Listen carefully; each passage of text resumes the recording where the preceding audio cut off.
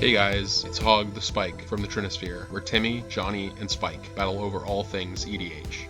On today's episode, we will be discussing a Prime Speaker Vannifar EDH deck tech. Remember to like this video to see more deck techs like this one, and subscribe to get a notification on the upcoming gameplay videos. Let's begin by talking about the commander itself. Prime Speaker Vannifar is 2 green-blue, 2/4 elf ooze wizard. It has tap, sacrifice another creature, search your library for a creature card with converted mana cost 1 greater than the sacrifice creature, and put it onto the battlefield. She is so powerful, she was almost immediately banned in 1v1 EDH. Her activated ability mirrors a longtime favorite of many, Birthing Pod, as this deck plays very similarly to old pod decks, as you are setting up a very powerful creature-based combo. We're going to want to break this deck tech up into multiple categories, starting with the combo itself, as it has many pieces and is quite intricate. We need to start chaining creatures before convert mana cost 3 if we want to go for the win in one turn, as we need both Trophy Mage and Spellseeker to fetch important non-creature cards from our deck. Another relevant piece to remember is that we have 3 creature lands in Dryad Arbor, Treetop Village, and Lumbering Falls to start our chain from 0, as having a high threshold of creatures to sacrifice to begin our chain is crucial to this deck's plan. We need to continuously untap Vannifar through our chain, so at each converted mana cost, we have untapping creatures. At converted mana cost 1, we have Quirion Ranger, a 1-mana 1/1 elf that says return a forest you control to its owner's hand, untap target creature. Use this ability only once each turn. At converted mana cost 2, we have Scrib Ranger, a 1 and a green for a 1/1 fairy with flash, flying, protection from blue, and return a forest you control to its owner's hand, untap target creature. Play this ability only once each turn. Converted mana cost 3 brings us Bounding Crisis, 1 a green and a blue for a 3/3 fish lizard with flash. When he enters the battlefield, you may tap or untap target creature. We also have Spellseeker, 2 and a blue for a 1/1 human wizard that says when Spellseeker enters the battlefield, you search your library for an instant or sorcery card with converted mana cost 2 or less, reveal it, put it into your hand, and shuffle your library. Spellseeker in this scenario will fetch us either Vitalize, a 1 green instant that says untap all creatures you control, or it will fetch us Dramatic Reversal, a 1 and a blue instant that says untap all non-land permanents you control. We also have Trophy Mage, a 2 and a blue 2/2 human wizard who, when enters the battlefield, searches your library for an artifact card with converted mana cost 3 and puts it into your hand, then shuffles your library. Trophy Mage here will fetch our 1,000-year elixir, which will give our general haste and allow us to untap it. On converted mana cost 4, we have Breaching Hippocamp, a 3 and a blue 3/2 horse fish with flash. When Breaching Hippocamp enters the battlefield, untap another target creature you control. We have Archaeomancer, 2 blue for a 1/2 human wizard. When Archaeomancer enters the battlefield, return target instant or sorcery card from your graveyard to your hand. So this will rebuy our Vitalize or our Dramatic Reversal that we fetched with Spellseeker earlier in our chain. And finally on 4, we have Fate Stitcher, 3 and a blue for a 1/2 zombie wizard that has tap. You may tap or untap another target permanent. And it has Unearth for a blue. You can return this card from your graveyard to play, it gains haste, and then you remove it from the game at the end of turn, or if it would leave play. On converted mana cost 5, we have Chakram Retriever, 4 and a blue for a 2/4 elemental hound, that the relevant text here is whenever you cast a spell during your turn, you can untap target creature. We also have Body Double, 4 and a blue for a 0/0 shapeshifter. When it comes into play, you may choose a creature card in a graveyard. If you do, Body Double comes into play as a copy of that card. So you can use Body Double here to effectively clone one of your previous converted mana costs. Body Double will come into play as that converted mana cost. So if you copy Bounding Crisis, it will become a 3 CMC, and you can continue your chain from there. We have Mnemonic Wall on 5, another way to rebuy our Vitalize and our Dramatic Reversal. Mnemonic Wall is 4 and a blue for a 0/4 wall with Defender. Jumping to 6, we have Great Oak Guardian, 5 and a green for a 4/5 tree folk with flash, reach, and when Great Oak Guardian enters the battlefield, creatures target player controls get +2/+2 until end of turn, and you untap them. We also have Woodland Bellower, 4 green for a 6/5 beast. When Woodland Bellower enters the battlefield, you may search your library for a non-legendary green creature card with CMC 3 or less, put it onto the battlefield, and shuffle your library. This helps, obviously, if we're not going for the combo in one turn, as we really need to start before CMC 3, but if we're behind or if we aren't trying to set up the combo all in one go, Woodland Bellower can fetch one of our earlier pieces, our Quirion Ranger, our Bounding Crisis, or our Scrib Ranger, for instance. methods. Once we have chained through our deck, we eventually want to hit Protean Hulk, and at this point we're going to use Vannifar to sacrifice our Protean Hulk and tutor up Tidespout Tyrant.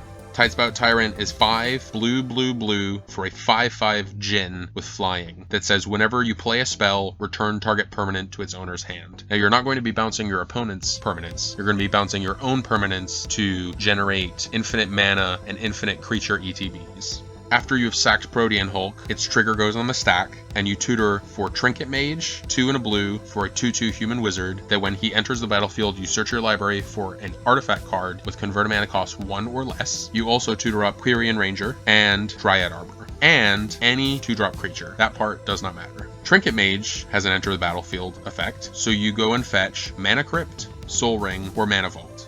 You return a forest you control to untap Prime Speaker Vannifar with your Quirion Ranger. You then tap Vannifar to sacrifice your Trinket Mage and tutor up Breaching Hippocamp to then untap Prime Speaker Vannifar. Next, we tap Prime Speaker Vannifar again and sacrifice the Breaching Hippocamp, tutoring up Body Double, which will then copy the previously sacrificed Trinket Mage. The new copy Trinket Mage fetches our Mox Amber. Now, after you have Mox Amber in play, you can get infinite mana and infinite spell casts with Tidespout Tyrant by bouncing Mox Amber and Mana Crypt infinitely. You cast the Mox Amber, Tidespout Tyrant trigger goes on the stack, you bounce the Mana Crypt, you tap the Mox Amber for mana, then you play the Mana Crypt, you bounce the Mox Amber, you tap the Mana Crypt for mana, you proceed this way to generate infinite mana.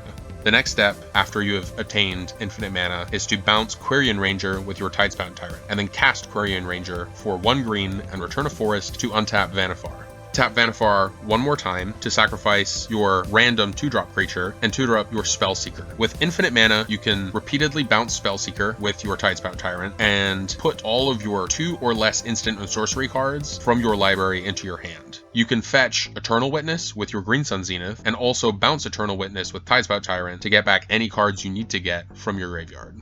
So now we have infinite mana, infinite creature ETBs, infinite recursion. We're pretty set up. We also have infinite counterspell backup because our spell seekers can fetch out our delay, our pact of negation, our counterspells, any of that. And basically what we're going to do with this mana is repeatedly cast Reality Shift on our opponent's creatures until our opponent mills their library effectively. Reality Shift is 1 and a blue instant, exile target creature. Its controller manifests the top card of his or her library. And manifest says that player puts the top card of his or her library onto the battlefield face down as a 2/2 creature. If it's a creature card, it can be turned face up anytime for its mana cost.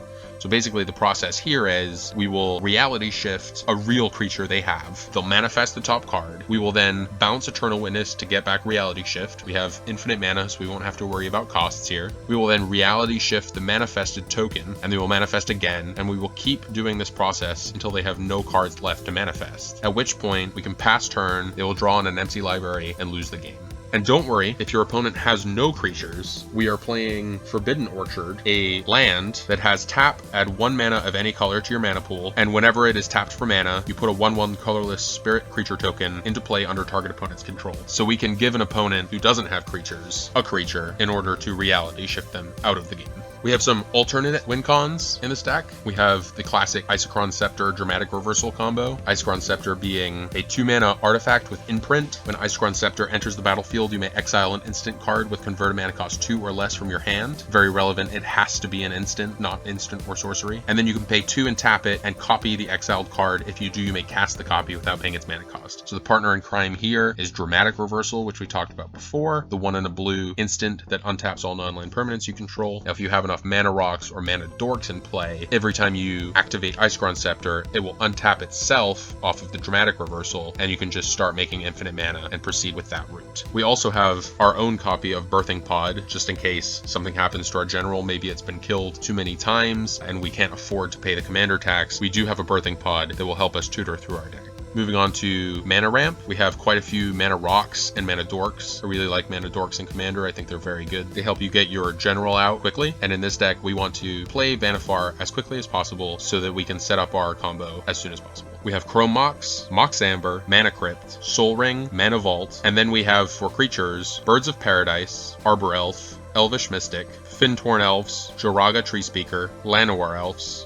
And then, at converted mana cost 2, we have Kiyora's Follower, Devoted Druid, Priest of Titania, and Voyaging Satyr. We don't want this deck to fall flat on its face when faced with opposition. Obviously, we want to goldfish this deck into a win as often as possible. So we need a suite of counterspells and interaction so that we can enact this plan as easily as possible. In our disruption package, we have Pact of Negation, Swan Song, Dispel, Delay, and let me talk about Delay here. I think this card is very underrated and very powerful. It is 1 and a blue, instant, counter target spell. If the spell is countered this way, remove it from the game with 3 time counters on it instead of putting it into its owner's graveyard. If it doesn't have Suspend, it gains Suspend. And Suspend basically says once the last time counter is removed, you cast it without paying its mana cost. Now this card's great because anytime someone is casting a spell that you're going to want to counter, it's going to be a situational thing. You know, you're going to have a board, they're going to cast a board wipe, they have a bunch of creatures, they're going to cast an overrun. If you delay it and set it off 3 turns, not only does everybody know about it, but now their board wipe might not be relevant in 3 turns. They may have no creatures in 3 turns. So I'm a big fan of Delay. I think it's very good. We also have Arcane Denial, Muddle the Mixture, Force of Will, Misdirection, Cyclonic Rift, Reality Shift, Nature's Claim, and Beast Within.